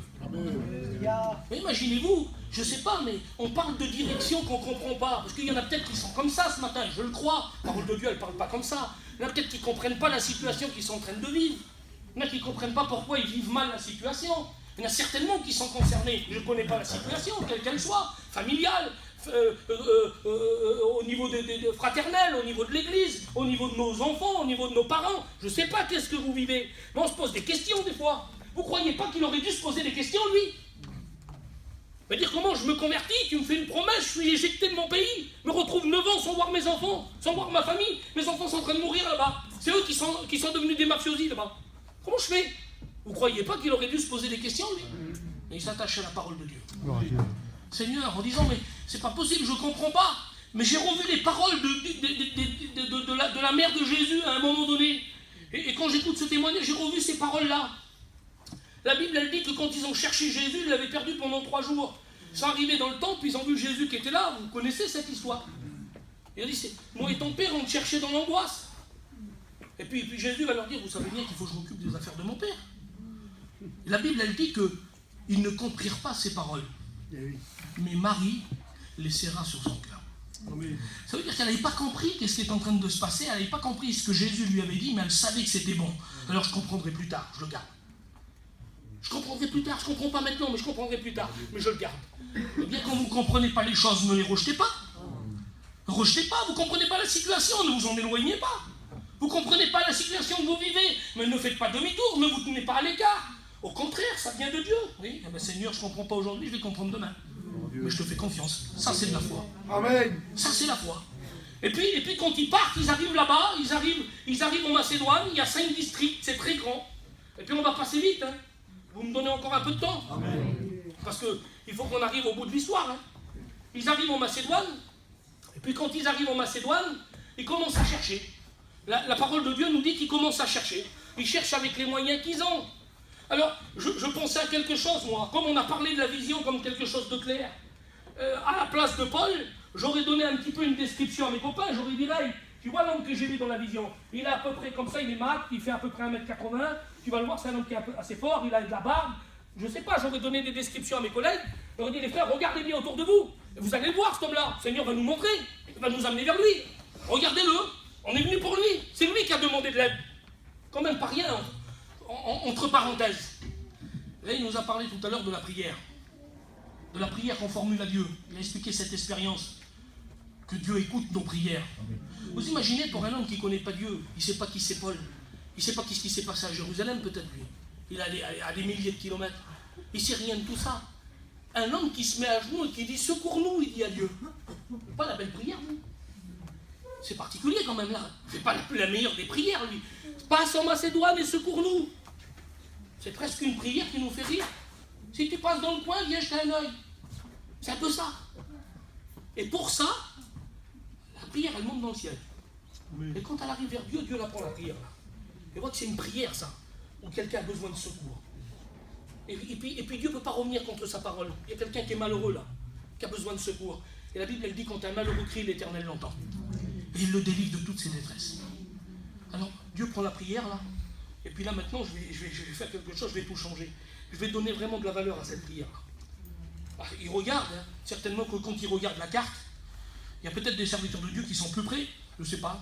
Il y a un moyen qui est plus près. Hein. Il y a un moyen qui est plus près. Hein. Comprenez bien qu'il y a des moyens qui sont plus simples. Hein. C'est rien pour Dieu ça. Un jour il a fait parler un âne. Facile de me faire parler à moi. Hein. Comprenez bien. Mais non, il dit, il y a Paul qui est là-bas avec sa petite équipe là. Alors je vais mettre tout en place. Là où ils sont, c'est pas le moment. C'est pas le temps de Dieu. Je vais déplacer leur petite équipe là. Je vais la déplacer. Comment? Et oui, même s'ils ne comprennent pas trop, je sais que c'est des hommes de Dieu, ils vont me faire confiance. Puis l'équipe qui est avec lui, elle va le suivre, parce qu'ils savent que lui, c'est un homme de Dieu, et puis en lui, ils peuvent avoir confiance. Alors il dit, je vais les détourner. Et puis Dieu met tout en œuvre, simplement pour la prière de cet homme-là. C'est pas un grand chrétien, lui. C'est pas quelqu'un de terrible, non, il ne connaît pas Dieu. Et ils se mettent à chercher. Ils cherchent un homme qui a invoqué Dieu et qui a demandé du secours. Alors ils cherchent. Et puis à un moment donné, ils comprennent qu'ils n'ont pas de moyens. Il n'y a rien. Alors Paul dit, on va chercher un endroit tranquille. Un endroit pour prier. Et puis on va prier Dieu. Ah oui, parce que quand on n'a pas de solution, je voudrais vous dire, quand vous ne trouvez pas de solution, quand c'est sombre, quand il semblerait qu'on ne voit pas le bout du tunnel, quand on ne sait pas comment s'en sortir, quand on ne comprend pas la situation, quand on n'accepte pas la situation, quand tout le monde autour de vous vous dit c'est blanc, mais que vous voyez ça, c'est pas blanc, vous voyez bleu ciel. Posez-vous des questions. Seigneur, posez-vous les bonnes questions. Pourquoi tout le monde dit que c'est blanc, je ne vois pas blanc moi. Tout seul, mets-toi à ta part, tout seul, Seigneur. Je vois bien, Seigneur, que ça ne va pas, ma vision, elle n'est pas bonne. Tout le monde me dit que c'est blanc. Essaye pas de dire aux autres, oui, mais c'est bleu. Tout le monde dit que c'est blanc. Tu comprends pas? Comment je vais faire? Je vais aller plus à la réunion. Ouais, c'est pas mal. Je vais jeûner 3 fois dans la semaine. C'est pas mal non plus. Je vais aller visiter d'autres églises, puis je vais chercher un mot de Dieu. C'est compliqué quand même. Je vous dis la vérité, c'est quand même compliqué. Je le dis chez nous, là-bas, il y a beaucoup d'églises autour. Je dis, c'est compliqué. Vous sortez de l'église de Dieu pour aller dans l'église de Dieu qui vous donne une réponse par rapport à l'église de Dieu. Ça me complique la vie un peu. Ça limite Dieu. Quand on sait que Dieu est capable d'un petit enfant, eh bien, il vous dit 2 paroles, vous avez tout compris. Ah oui, quand on sait que Dieu est capable de vous donner un petit paquet de mouchoirs, avec un paquet de médicaments dedans, hein, pour vous faire comprendre un message, Ray. Amen. Tu te rappelles de ça, hein? Et c'est ça qu'il a reçu un jour, un message. Ça voulait rien dire pour les autres. Un paquet de mouchoirs. Et puis un paquet de Doliprane. Ça. Lui, il a compris le message. La sœur, elle lui a donné ça dans les mains, elle est partie. C'était dans l'église que ça s'est passé. Ça ne s'est pas passé ailleurs. Hein. Amen. Mais il a compris le message. Il a compris. Arrête de pleurer, sèche tes larmes. Maintenant, je vais te soigner. Ce que vous voulez. Mais c'était le mot qu'il avait besoin. C'était ce qu'il avait besoin. Dieu est capable de tout. Dieu est capable de tout. Dieu est capable de répondre dans toutes les situations. Ne cherchez pas ailleurs. Qu'est-ce qu'ils font, eux? Ils se mettent à prier. Parce qu'ils ont besoin que Dieu leur parle. Amen. Eh bien, on est au bon endroit, là. Il n'y a pas d'autre endroit. Prie le Seigneur. Demande au Seigneur. Il y a des choses que tu ne comprends pas. Les choses que tu vis dans ton foyer, les choses que tu vis dans ta famille. Ça ressemble un petit peu à la situation à Touto. Alors que toi, tu n'es pas en Serbie, tu es ici à Tarascon. Mais tu es isolé, tu es derrière un mur. Et puis il semblerait qu'il n'y a plus d'ouverture avec tes frères, avec tes enfants, avec ta famille. Il y a des portes qui se sont fermées, qui n'étaient pas fermées avant. Ça va plus mal que ça a été. Comment ça se fait? Tu m'avais fait des promesses, Seigneur, aujourd'hui, il n'y a plus rien. Qu'est-ce qui s'est passé? Ah oui, il ne s'est pas passé grand-chose. Le Seigneur n'a pas oublié sa promesse, lui. Et il ne tarde pas, comme quelques-uns le croient. Non, non, il ne tarde pas. Ce que sa bouche a dit, son bras l'accomplit. Oui, c'est comme ça. Alors attends. Et puis attends dans la prière, attends dans le silence, attends dans la confiance, attends dans la foi. Ils sont là, ils se mettent à prier, puis là, ils rencontrent des femmes qui sont là. Des femmes qui ne connaissent pas Jésus non plus. Au milieu d'eux, il y a une femme en particulier. Elle s'appelle Lydie. Et pourquoi je m'arrête sur cette femme? Parce qu'il y a un point important qui m'a béni, et je voudrais vous le dire. Parce qu'aujourd'hui, on se fait aussi des faux raisonnements là-dessus. J'ai écouté certains messages dans certaines églises, dont je voudrais taire le nom, qui font pas partie de nos églises. Hein. Aujourd'hui, on écoute beaucoup de messages. Je bénis Dieu pour ce que le frère y fait. Il met nos messages sur Internet, c'est diffusé, c'est bien. C'est une bénédiction. Pourquoi? Parce que, sous prétexte que nos messages à nous ne sont pas sur Internet, on peut attraper n'importe quel message sur Internet. Ils ne sont pas tous bons, les messages qu'on a sur Internet. Je voudrais vous mettre en garde là-dessus. Ils ne sont pas tous bons, les messages qu'on a sur Internet. Béni soit Dieu, pour des hommes de Dieu, il n'y a pas que la mission. Hein. Il y a des hommes de Dieu autrement que la mission. Hein. Et puis ils prêchent l'évangile. Mais faisons attention. Ils ne sont pas tous bons. Ils ne sont pas tous bons, les messages qu'on trouve. Et là, il est question d'une femme en particulier. Et je vous dis ça pourquoi, vous allez comprendre. La Bible dit que Paul est là, et avec ses compagnons, ils se mettent à leur parler du Seigneur. C'est simple, ils se mettent à leur parler du Seigneur. Mais au milieu d'eux, il y en a une en particulier. Et la Bible, elle dit que cette femme-là, elle est reconnue parce qu'elle craint Dieu. Elle a la crainte de l'Éternel. Elle a la crainte. Elle n'a pas la peur. On n'a pas peur de Dieu. Hein. Dieu ne fait pas peur. La crainte, c'est le respect. Quand on a du respect pour Dieu, on s'éloigne du mal. Quand on disait dans l'Ancien Testament sur un homme ou une femme, tu vois, lui ou elle, il a la crainte de l'Éternel. Ça voulait dire qu'elle se rendait ennemie de tout ce qui était contre Dieu. C'est ça quelqu'un qui a la crainte de l'Éternel. On a la crainte de nos parents, on n'a pas peur de nos parents.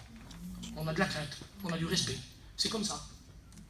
Et la Bible dit que parce qu'elle avait la crainte dans son cœur, regardez ce qu'elle dit. La parole de Dieu, elle dit que Dieu du ciel, il va disposer son cœur. Plus que ça, il va ouvrir son cœur pour qu'elle reçoive le message de Paul.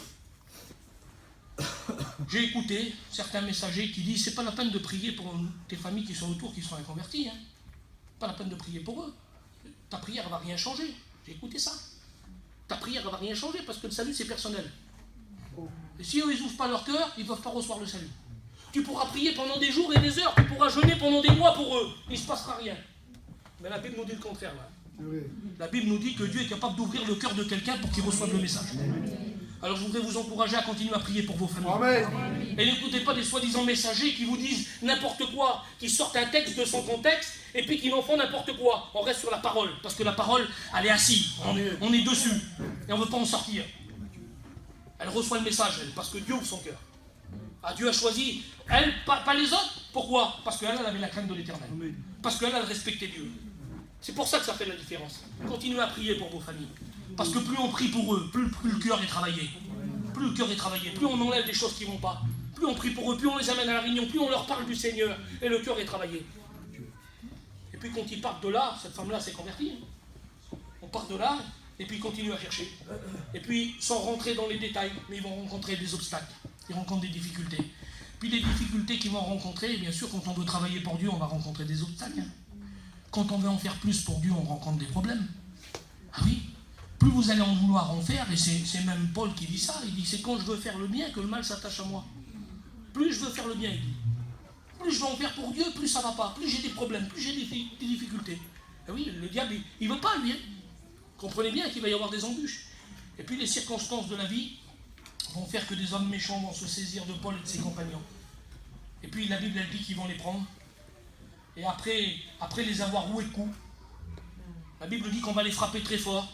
On va être méchants avec eux. On va déchirer leurs vêtements. On va les frapper tellement fort qu'ils vont être ensanglantés. La Bible dit qu'on va les frapper tellement fort qu'il va y avoir des coups qui vont se voir, des coups qui vont marquer leur visage. Le sang va couler. Et puis on va se saisir d'eux. Et puis on va les lier. On va leur lier les mains, les pieds. On va les lier. Et puis on va les emmener en prison. Puis quand ils vont rentrer dans la prison, on va leur dire voilà, on va dire au geôlier de la prison, on va dire voilà, il n'y a rien. Tu vas te descendre ceux-là tu vas t'en occuper plus que les autres. Tu vas les mettre en haute sécurité, ceux-là. Alors le gardien va les descendre au plus bas de la prison, là-bas. Dans l'endroit le plus noir, l'endroit le plus sombre. L'endroit où il n'y a pas de visite. L'endroit où il n'y a pas de solution. L'endroit où on met ceux où il n'y a plus de solution. Il va les descendre dans cet endroit-là de la prison. L'endroit où on met ceux pour qui il n'y a plus d'intérêt. On n'y compte même plus à cela. Puis quand ils vont descendre en bas, on va les jeter dans une cellule, on va fermer la porte, puis on va fermer la porte à clé. Et puis là, vous allez peut-être me dire que je me répète, mais moi j'aurais été Timothée. Enfin, moi j'aurais été le petit Timothée là. Je me rapprochais des autres, mais si j'avais peur un peu de Paul, parce qu'il devait être impressionnant, Paul, ça devait pas être n'importe qui. Un homme qui avait été lapidé plusieurs fois, il avait vécu des choses extraordinaires. J'aurais peut-être eu peur, à la place de Timothée, j'aurais peut-être eu un peu de la crainte dans mon cœur d'y parler directement, mais je m'aurais approché vers les autres là, j'aurais dit, dis donc, tu crois que c'est vraiment une vision qu'il a eu Paul? Je sais pas. Je crois vraiment qu'il ne s'est pas trompé Paul. Moi je ne le connais pas depuis longtemps, j'ai écouté parler de lui, mais tu crois qu'il ne serait pas trompé quand même? Regarde où on est là. Il nous a dit qu'il avait eu une vision, que Dieu nous réclamait ici. On se retrouve dans une cellule, on a été roués de coups, regarde, on est ensemble. On peut plus se ressortir de l'état où on est, comment on fait? Je ne crois pas qu'il serait trompé quand même. J'aurais été à sa place, moi. C'est la réflexion que j'aurais fait dans mon cœur. Mais la Bible dit que ni Timothée le plus jeune, ni les plus âgés qui étaient avec lui, personne ne trouve à redire, personne ne discute. Ils sont là, ensanglantés, ils sont dans la cellule. Excusez-moi, hein, je ne veux pas, mais chacun peut-être est en train de se regarder. Qu'est-ce que j'ai de cassé, moi? J'ai quoi de cassé? Ça va, toi? Tu saignes là sur la tête, regarde si c'est pas trop grave. Imaginez un petit peu. La Bible nous dit qu'ils étaient dans cet état-là. Je sais pas, mais ils sont en train de discuter. Puis là, chacun est là, dans son coin, dans la cellule. Seigneur, comment on va faire là? On va faire quoi maintenant? On n'a pas d'église. On n'a pas les chrétiens en face de nous. On n'a pas la sono, on n'a pas les guitaristes. Comment on va faire? On va faire comment? On ne peut pas prêcher là. On n'a pas notre Bible pour prêcher. Comment on fait? Ils connaissaient des solutions, eux. Mais comment on fait? Et puis, dans cette situation-là, il y a un des frères qui a une bonne idée, lui. Alors, je ne sais pas s'il le calcule. Il ne sait même pas qu'est-ce qui va se passer. Il se met à murmurer un petit cantique. Seigneur, je ne sais pas qu'est-ce qu'il murmure comme cantique, mais la Bible, elle dit qu'il se met à murmurer un petit cantique. Il commence à chanter. Au départ, c'est peut-être pas franchement comme ça qu'il chante. Certainement que c'est pas comme ça. Au départ, il y en a un qui démarre, puis il chante un cantique. Un petit cantique, mais la Bible dit que les autres, ils se mettent à chanter aussi. Et puis leur murmure, ça devient un chant clair. Et ils se mettent à chanter de plus en plus fort. Ils se mettent à chanter, ensanglantés. Ils ont pris des coups. Il y a de l'incompréhension. Ils sont dans un état où ils ne devraient pas chanter des cantiques. Mais il y a quelque chose dans leur cœur qui résonne. Il n'y a pas d'autre solution, mais ils chantent des cantiques. Seigneur, qu'est-ce qu'ils devraient chanter comme cantique? Je ne sais pas. Je me suis posé la question, moi, qu'est-ce que vous auriez chanté, vous, comme cantique? Puis quand j'étais assis, tout de suite, moi, j'étais assis là, je pensais à ça, je marquais des notes. Je disais, Seigneur, qu'est-ce que j'aurais chanté comme cantique? Qu'est-ce qu'on aurait chanté, nous, l'église? Puis j'ai vu Bol, là. Moi, je venais ici, c'était à peu près dans les années 2000, on venait l'hiver, on venait l'été, on a toujours visité l'église. Et Bol, on l'a connu, c'était un jeune chrétien. Il avait son piano, et puis il chantait un cantique, celui qu'ils ont chanté hier, là. L'étoile brillait. Elle brillait à Bethléem. C'était le souvenir, ça. Ah, c'est bon des fois de se repartir en arrière, voilà. C'est bon de se souvenir de ce que le Seigneur a fait. C'est bon de se souvenir qu'il était là, qu'un jour il s'est passé quelque chose. Et se mettre, quel cantique ils chantent eux? Moi, je ne sais pas vous, mais je voudrais qu'on prenne 5 minutes. Et je voudrais que Paul vienne nous chanter le cantique là. Vous voulez le chanter ce cantique là? Bien, oui. Béni soit Dieu. Merci Seigneur.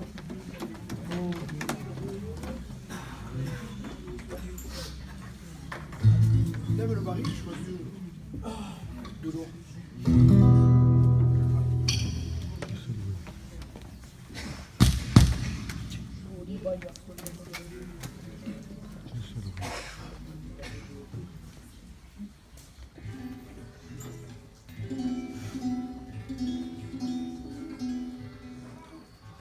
L'étoile brillait à Bethléem, là où Jésus nous est né. Même les mains se sont approchées pour l'adorer. Avec moi. Car lui seul, gloire à Dieu, alléluia. De te donner la liberté. Jusqu'à présent, tu es venu toujours chargé. Gloire à Dieu. Viens à lui, On le dit de tout notre cœur. il t'appelle. Ensemble avec nous. Le Seigneur de la vie ne soit pas rebelle. C'est le seul en qui je me confie tous les jours de ma vie. Viens à lui.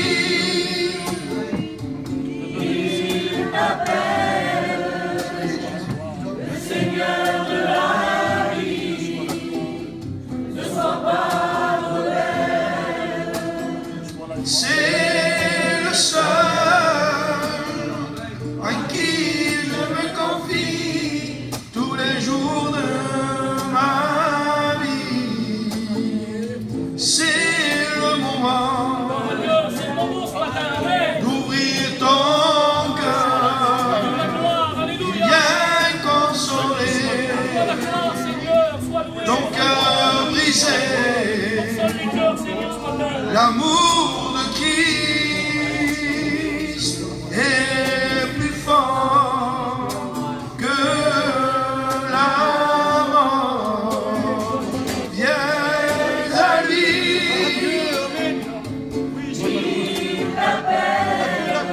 Amen. Ne sois pas rebelle, c'est le seul.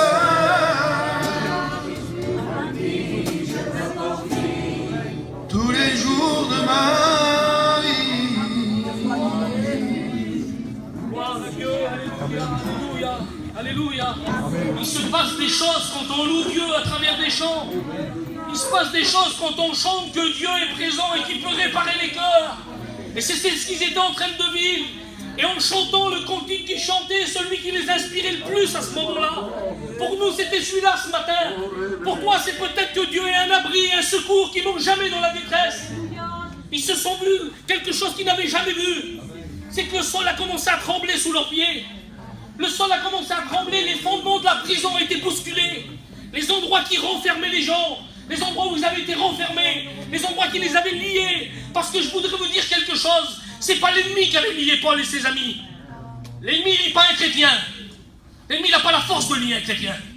L'ennemi n'a pas la force de lier le plus petit des chrétiens, la plus petite des chrétiennes. Le monde nous lie.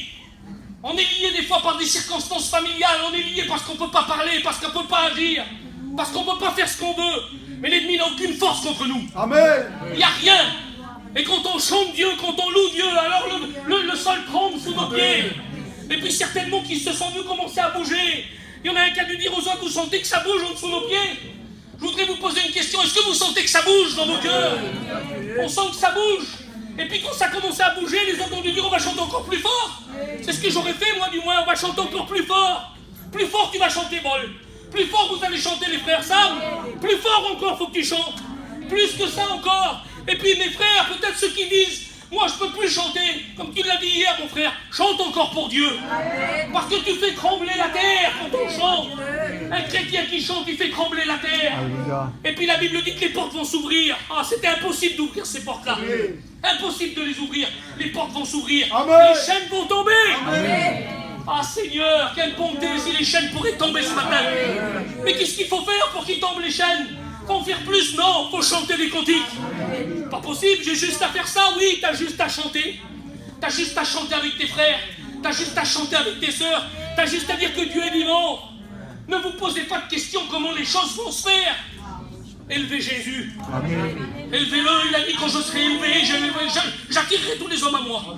On n'a qu'à l'élever, nous, l'élever dans notre façon de parler, dans notre façon d'agir, dans notre façon de vivre. On n'a que ça à faire, c'est Jésus, Jésus, Jésus. Il n'y a que lui. Il pardonne, il aime, il sauve, il reprend, il exhorte, il pousse, il encourage. Il bénit ce matin. Amen. Il fait tomber les liens ce matin. Alléluia. Il fait trembler la terre sous nos pieds. Et puis on n'a pas peur. Ça fait peur quand la terre tremble, mais là on n'a pas peur. C'est lui qui l'a fait trembler. C'est elle qui a peur, elle tremble. C'est elle qui a peur, elle tremble. Seigneur, mon beau-frère a rencontré dans un hôpital un homme qui était certainement animé de plusieurs démons. Ah, certainement. Il disait, je suis ici dans cet hôpital pour empêcher que des pasteurs viennent prier pour les malades et qu'ils soient guéris. Je viens pour essayer de casser la foi. Il était là pour ça, lui. Et puis il a lâché un mot, il s'est trahi parce que lui, il l'attaquait avec des versets. Et puis quand il était attaqué par des versets, il était dos au mur. Vous savez ce qu'il faisait? Il tremblait. Il a commencé à avoir peur et puis il s'est dévoilé un peu. Il a dit, ah oui, vous êtes forts quand vous êtes ensemble. Ah, quand vous êtes ensemble, vous êtes forts. Il dit, quand vous êtes dans vos églises, vous êtes forts. Quand vous frappez dans les mains, vous êtes forts. Quand vous chantez des cantiques, oui, là, vous êtes forts. Mais vous n'y êtes pas toujours. Ah, on a compris quelque chose à travers ce message. C'était que quand un chrétien il est dans l'église, qui chante des cantiques, qui frappe dans les mains, il fait peur à l'ennemi qui est dehors. Parce qu'il est dehors, hein. Il n'est pas dans l'église là ce matin. Hein. Il n'a aucune place dans l'église. Il n'a aucune place, il est dehors. Ah, peut-être qu'il nous attend derrière la porte. Il m'attend à moi quand je vais monter dans ma voiture. Ça, c'est sûr et certain, il ne lâchera pas. Mais j'ai quelqu'un avec moi qui est plus que vainqueur. Amen. Il est plus que vainqueur. Amen. La Bible dit les portes s'ouvrent, les chaînes tombent. Pas que pour eux. Seigneur, eux ils en avaient besoin, mais pas que pour eux. Les autres qui sont autour dans des cellules qui n'ont jamais été ouvertes, où il y a des liens à leurs mains qui n'ont jamais tombé, des gens qui sont emprisonnés depuis des temps et des temps et des temps, où pour eux il n'y a même pas de jugement, pour eux c'est condamné d'office. Ces hommes-là vont se retrouver avec les portes de leurs cellules ouvertes. Amen. Les chaînes ont tombé aussi. Amen. Ah oui, parce que quand toi tu reçois de Dieu, ceux qui t'entourent aussi reçoivent de Dieu. Attends-toi à ce que dans ta famille, s'il y en a qui sont liés, ils soient déliés. Attends-toi à ce que dans ta famille, s'il y en a qui sont enfermés, ils puissent sortir. Attends-toi à ce qu'il y ait de la liberté qui se manifeste. Pourquoi? Parce que tu as fait trembler la terre. Par tes chagissements, tu fais trembler la terre. Le diable croyait qu'il avait eu Paul et ses compagnons. Le diable croyait qu'il les avait enfermés. Le diable croyait qu'il les avait fait taire. Ah, ils en ont eu assez avec Lydie. Ils en ont eu assez d'elle. Ça va, ça suffit. Ah, non, ça suffit pas. Ça suffit pas. Non, ça suffit pas. Dieu voulait encore quelqu'un. Il y avait une famille. Il y avait un homme qui s'était mis à genoux et qui avait prié. Et qui avait dit, passe en Macédoine et secours-nous. Il n'était pas tout seul. Il avait une famille derrière lui. Il avait besoin de secours. Et quand les portes s'ouvrent, c'est curieux quand même. Ceux qui étaient liés dans les prisons là, ils auraient pu se sauver. J'aurais été à leur place, mais des années que je suis peut-être enfermé, peut-être des mois, des années qu'il y en avait qui étaient là. Ils auraient dû se sauver normalement. Non, la Bible dit qu'il n'y en a pas un qui bouge de sa cellule. Ils ne bougent pas. Pourquoi? La terre tremble sous leurs pieds. Ils sont une manifestation de l'esprit. Ils n'ont qu'une seule envie, c'est de rester dans la présence de Dieu. Oui, ils veulent rester dans la présence de Dieu. Personne part. Et quand le geôlier rentre, il écoute du bruit. Il rentre, il fait noir dans l'endroit où il est. Il rentre dans la cellule, là, il rentre dans ces endroits-là, il regarde, il voit toutes les cellules ouvertes. Il sent aussi que ça bouge sous ses pieds, lui. Première des choses qu'il fait, il sort son épée, il veut se donner la mort. Et Paul crie d'une voix forte. Amen. Seigneur, le message de Paul, il n'a pas changé. Il reste le même qu'aujourd'hui. C'est le message de la Bible, c'est le message des prédicateurs. C'est notre message à nous pour toi. Ne te fais point de mal, nous sommes tous ici. Amen. Ne te fais point de mal. Il y en a peut-être qui veulent se faire du mal par rapport à les circonstances. Ils ne veulent pas se donner la mort charnelle. Hein. Mais avec nos agissements, on peut se donner une mort spirituelle. Oui, parce qu'on ne veut pas comprendre, parce qu'on ne veut pas accepter, parce qu'on ne veut pas réfléchir, parce qu'on ne veut pas faire demi-tour. Ne te fais point de mal, nous sommes tous ici. Amen. C'est tes frères qui sont là. C'est tes frères qui sont là. Et la Bible dit que cet homme qui va être là, il va écouter la voix de Paul. La Bible dit qu'il va faire rentrer de la lumière dans la cellule. Ah Seigneur, Ça, c'est l'œuvre de Dieu. Faire rentrer la lumière au milieu des ténèbres. Et puis il va lui dire ces mots, en tombant à genoux devant Paul. Aujourd'hui, fais-nous connaître. Fais-nous connaître aujourd'hui. On a besoin de savoir. Ah, tout porte à croire que c'était lui qui l'avait vu dans la vision. Je veux affirmer rien du tout, moi. Mais après ce voyage-là, Paul est reparti de Macédoine. Il n'a pas été plus loin. Tout porte à croire que c'était lui qui l'avait vu dans la vision. Une chose est sûre, c'est que cette nuit-là, la Bible dit que le geôlier a fait rentrer Paul et ses compagnons dans sa maison. Et après savoir soigner un petit peu de leurs blessures, vous savez ce qu'il a fait, Paul? Il a commencé par leur annoncer la bonne nouvelle. Et la Bible dit que lui et toute sa famille, secours-nous, il disait, lui et toute sa famille ont trouvé la grâce cette nuit-là. Seigneur, incroyable, t'as changé tout ça, t'as amené tout ça là pour en arriver là, oui. Eh bien ce soir, 3 jours de mission, et puis des mois où c'est des frères qui viennent tenir l'église, des frères qui n'ont pas l'habitude, et puis des temps qui passent, et puis des frères qui viennent, et puis à tour de rôle qui annoncent l'évangile. Eh bien oui, Dieu est capable de faire tout ça pour toi. Amen. Oui, Dieu fait tout ça pour toi aussi. Alors toi tu te sens petit, tu te sens oublié, les autres passent à côté de toi, tu te sens incompris. Mais Dieu est en train de te dire ce matin, tout ce qui s'est passé depuis ces mois, c'est moi qui l'ai mis en place pour toi. Alléluia. Parce que je voulais qu'une chose, c'est que tu sois béni. Plus que toi, ta famille qui est derrière toi. Tu as fait une prière, il n'y a pas si longtemps que ça. Tu as fait une prière à Dieu. Et maintenant je voudrais qu'on baisse les fronts. On va prier Dieu.